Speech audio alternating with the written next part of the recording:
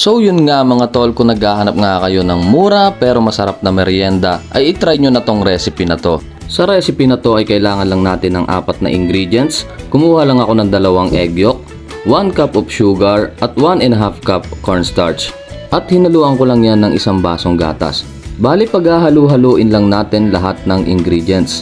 Nilipat ko nga lang yan sa isang lagayan at hahalu-haluin lang natin para matanggal ang pamumuo. Pagkatapos ay lulutuin lang natin yan sa mahinang apoy. At kapag nakuha na natin ng consistency ay lipat ulit natin siya sa isang lagayan at dito na natin papalamigin. Nung nailipat ko na nga yan sa isang lagayan, ay finlat ko lang yung pinakang taas niya. Bali, inalog-alog ko lang to para sumiksik. At nung okay na nga ay pwede na natin palamigin niya ng around 2 hours. Yung sa akin nga ay nilagay ko muna sa rep na mga 2 oras yan.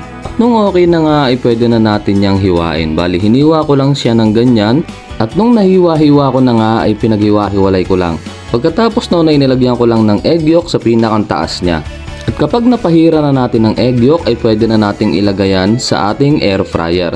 Bali, sinalang ko nga lang yan sa air fryer ng around 10 minutes. After 10 minutes nga ay luto na ang ating roasted milk. Masarap na merienda to at malinamnam at bukod pa doon ay mas mura. So paano? Try nyo na mga tol!